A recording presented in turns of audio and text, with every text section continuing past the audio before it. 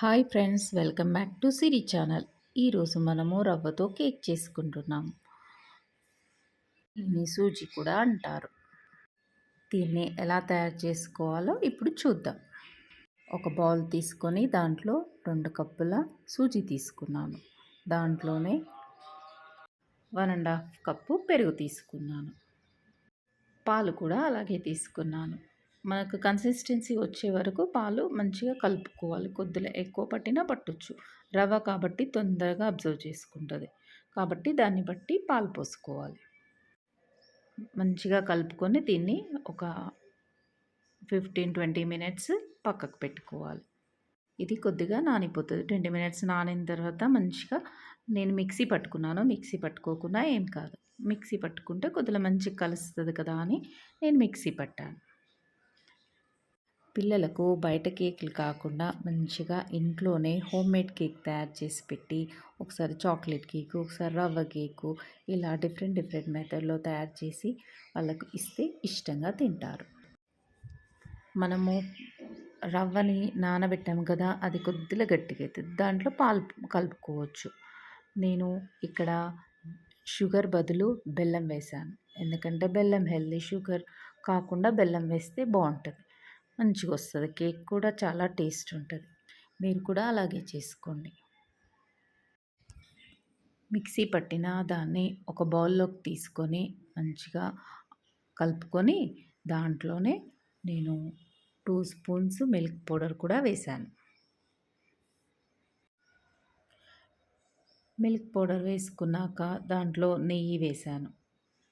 నెయ్యి కూడా మనం దానికి కావాల్సినంత మంచిగా వేసుకుంటేనే మంచిగా వస్తుంది కేక్. నెయ్యి బదులు నూనె కూడా వేసుకోవచ్చు. నేను ఇంట్లో తయారు చేసిన నెయ్యి వేశాను. నెయ్యి వేసిన తర్వాత 1/2 స్పూన్ బేకింగ్ పౌడర్ వేసాను. మళ్ళీ 1 స్పూన్ ఈటింగ్ సోడా వేసాను. ఇవన్నీ వేసి మంచిగా కలుపుకోవాలి. మంచి కన్సిస్టెన్సీ వచ్చే వరకు మంచిగా కలుపుకున్న తర్వాత దీంట్లో నేను 1 స్పూను వెనిలా ఎసెన్స్ వేసాను. కేక్ స్మెల్ మంచిగా వస్తుంది కాబట్టి వెనిలా ఎసెన్స్ వేసాను. డ్రై ఫ్రూట్స్ కూడా వేసాను. మనం ఇష్టం ఏ వెరైటీ ఉంటే ఆ వెరైటీ డ్రై ఫ్రూట్స్ వేసుకోవచ్చు.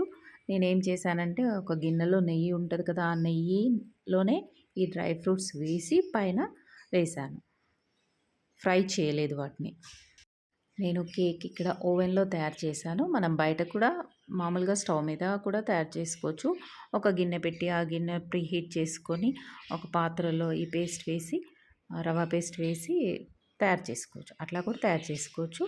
కానీ నేను ఇక్కడ ఓవెన్లో చేశాను.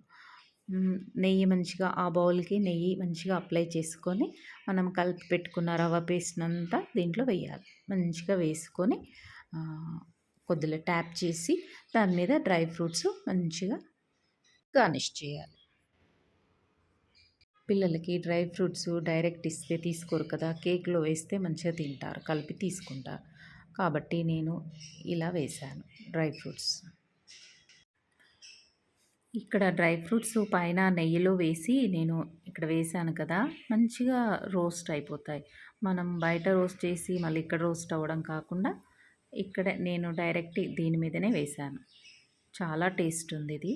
మీరు కూడా చేసుకొని తిని పెట్టండి పిల్లలకి. చాలా ఇష్టంగా తింటారు. ప్లీజ్ మర్చిపోకుండా ఈ వీడియో చూడగానే సబ్స్క్రైబ్ చేసుకోండి. ఇప్పుడు దీన్ని ఓవెన్లో పెట్టుకుందాం. ఓవెన్లో పెట్టి బయటికి తీసిన తర్వాత చాలా బాగా వచ్చింది రవ్వ cake.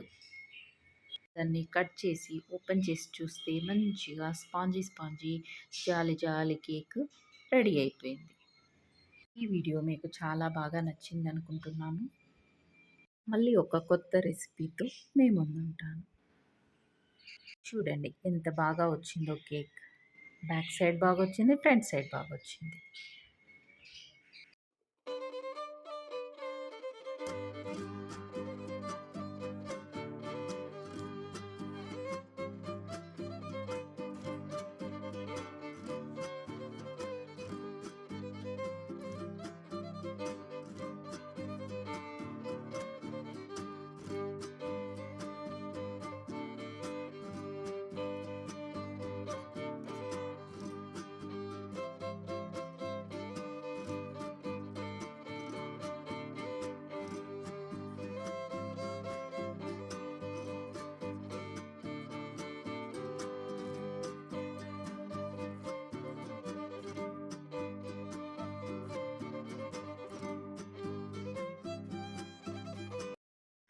Please like, share and subscribe to Siri channel.